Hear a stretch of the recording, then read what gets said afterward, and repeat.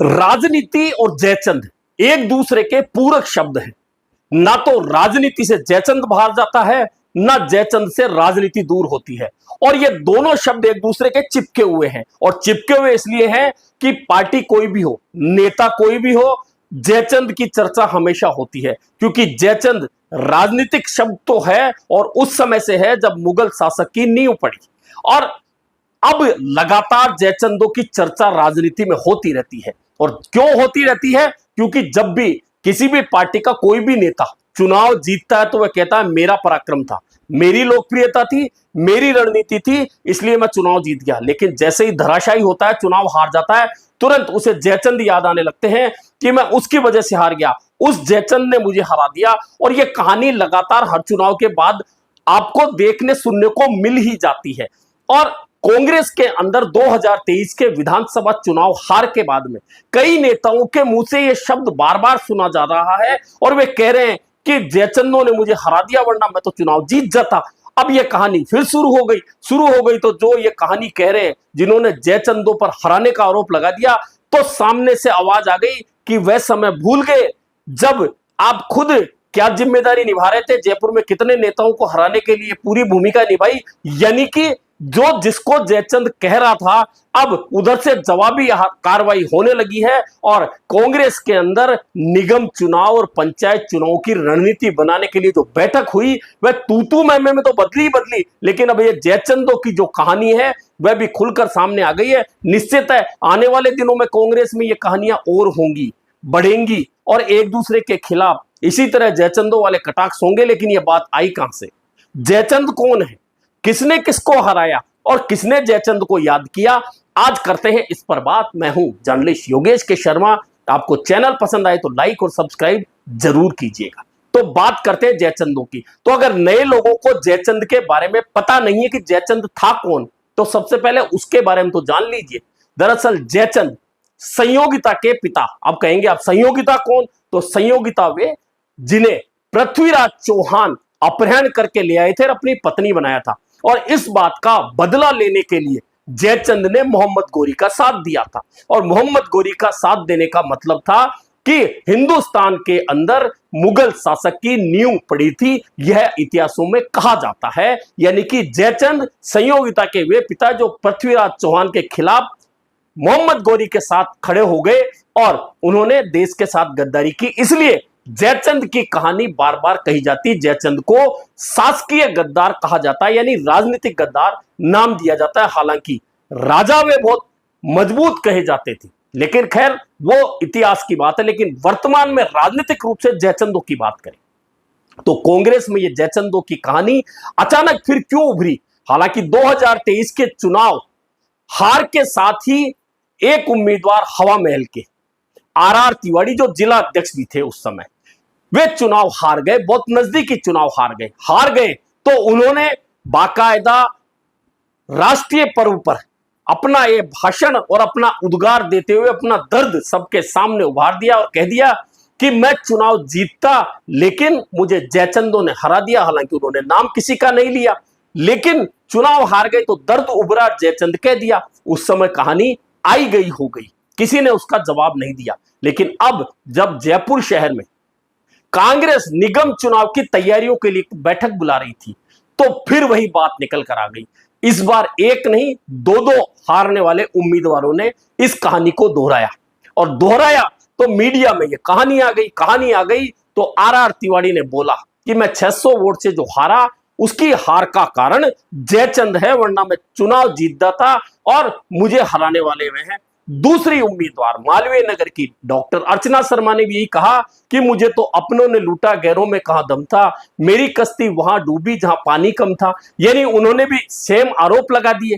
अब बात ये करते हैं दोनों उम्मीदवारों की। डॉक्टर अर्चना शर्मा को 3 बार मालवीय नगर से टिकट मिल चुका कांग्रेस का, और तीनों बार वे चुनाव हार गई।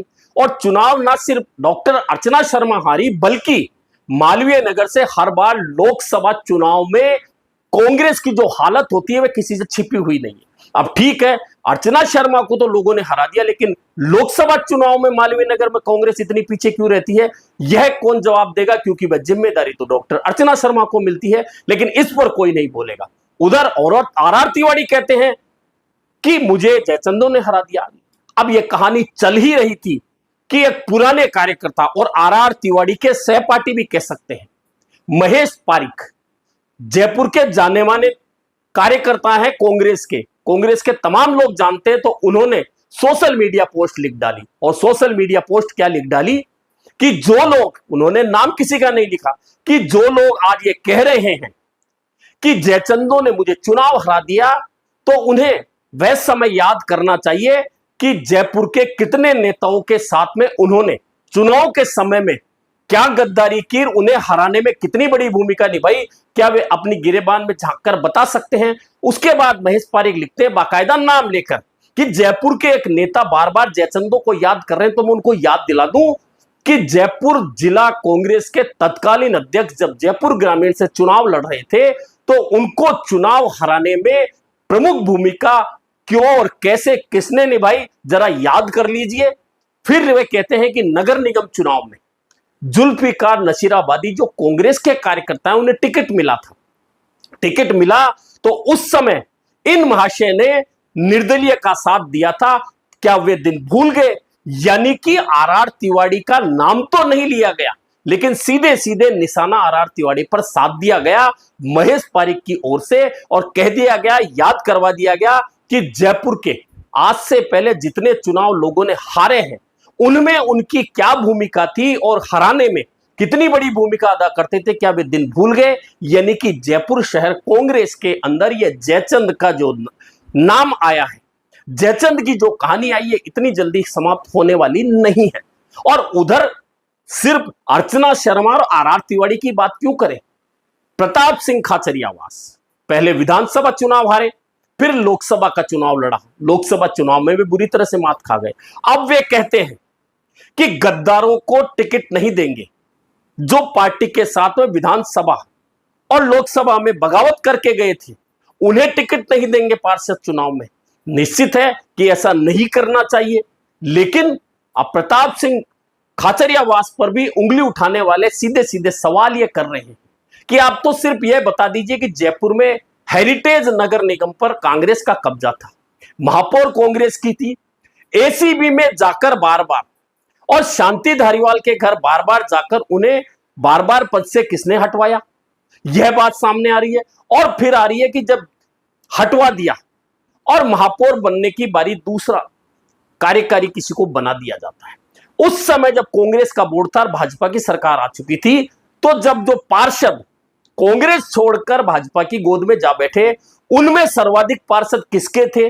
आखिरकार उन पार्षदों को किसने बढ़ाया था, उन पार्षदों को भाजपा में किसने भेजा था, इसका जवाब कौन देगा? यानी कि जो बात निकाय चुनाव जीतने के लिए कांग्रेस की बैठक में होनी चाहिए थी, वह बात तो अलग हो गई, और इधर एक दूसरे पर तीर कमान साध लिए गए और निशाने साध लिए गए, और बात चल गई जयचंद से होती होती बात अब इतनी फैल गई है कि कांग्रेस को पहले यह रायता समेटना होगा जो इतना फैल गया है। उसके बाद निगम चुनाव की सोचनी होगी कि निगम चुनाव कैसे जीते। वैसे भी जयपुर में नगर निगम चुनाव जीतने का सपना कांग्रेस लगातार उस समय से ले रही है जब नगर निगम का गठन जयपुर में हुआ था भैरों सिंह शेखावत के मुख्यमंत्री काल में।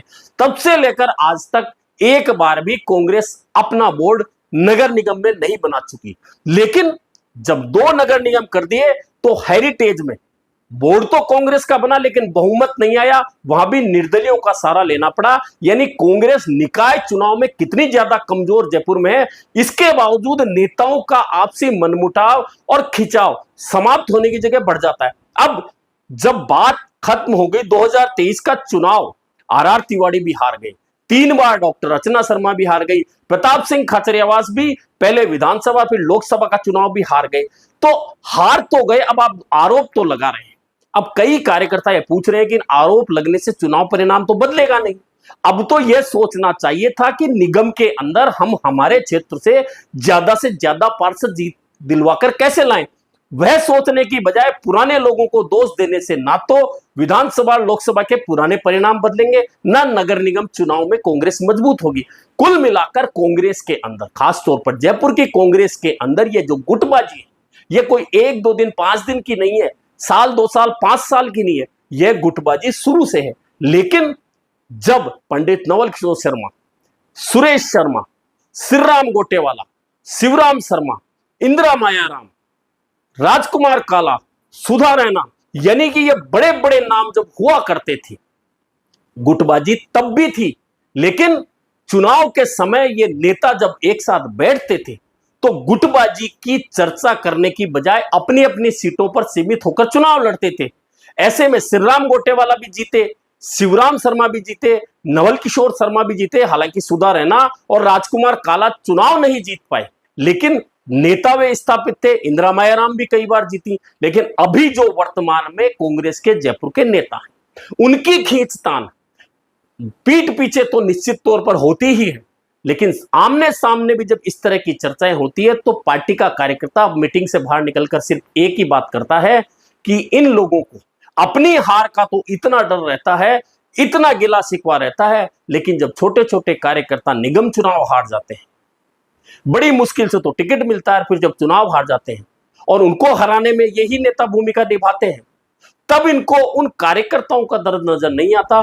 कुल मिलाकर अब जयपुर नगर निगम का चुनाव जो सितंबर के पहले सप्ताह में होने जा रहा है, उस चुनाव से पहले कांग्रेस में यह जयचंदों की कहानी निश्चित मान के चलिए, अगर जल्दी नहीं समेटी गई और इसका एपिसोड जल्द बंद नहीं किया गया तो आगे चलकर इन निगम चुनाव में कांग्रेस फिर बोर्ड बनाने की बात तो वैसे भी नजर नहीं आती, लेकिन अगर थोड़ी बहुत उम्मीद टक्कर देने की भी अगर दिख रही है और यह जयचंदों की कहानी का एपिसोड यूं ही चलता रहा तो निश्चित मान के चलिए भाजपा बड़े आराम से जयपुर में नगर निगम का बोर्ड ही नहीं बनाएगी, फिर से महापौर बनाकर इतिहास दर्ज कर लेगी। अभी के लिए इतना, फिर मिलेंगे नए मुद्दे पर चर्चा के साथ।